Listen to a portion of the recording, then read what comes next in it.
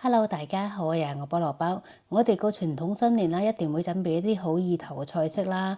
今日我哋一齊嚟整個糖醋炆豬手，食咗豬手咧，如意隻來年橫財就手。我哋先嚟準備材料先，新鮮嘅豬手咧就一隻。我哋喺買豬手嗰陣時咧，記得叫老細幫我哋斬細件，同埋處理乾淨啲豬毛。咁我哋返到屋企咧就容易處理啦。啲豬手買咗返屋企之後咧，我哋要將佢凍水落鑊，用水咧將佢飛一飛水先。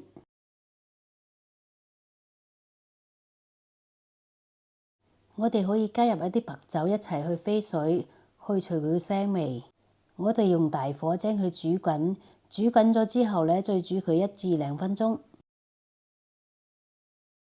飛完水之後咧，我哋就將佢撈出嚟放喺凍水入邊。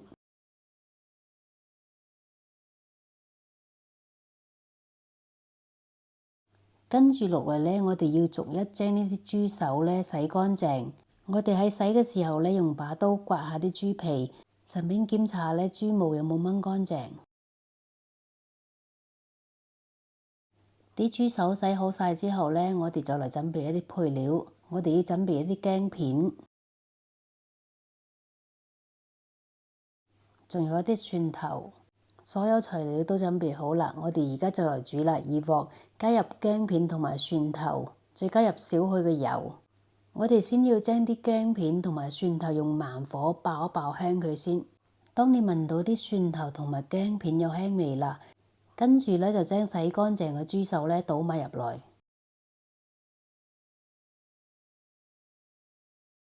跟住咧就開返大火，用大火嚟炒一炒乾豬手嘅水分先。啲水分炒乾咗之後咧，我哋再蘸入一啲白酒。加入咗酒之後咧，我哋又再炒下佢先。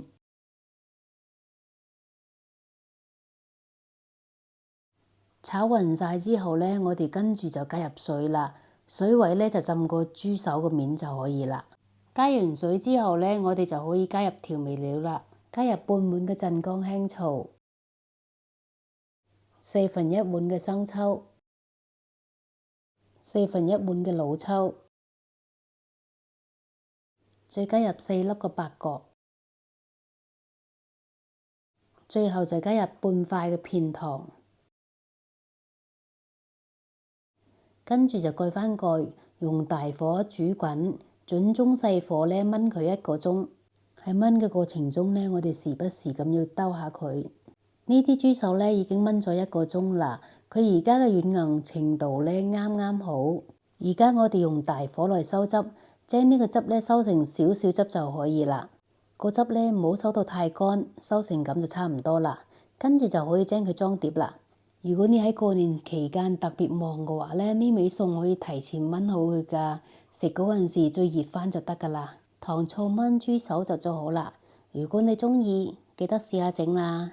如果你鍾意我嘅影片，請你訂閱同埋分享我個頻道，打開埋隔離嘅鐘仔，我出新片就會通知你㗎啦。多謝晒。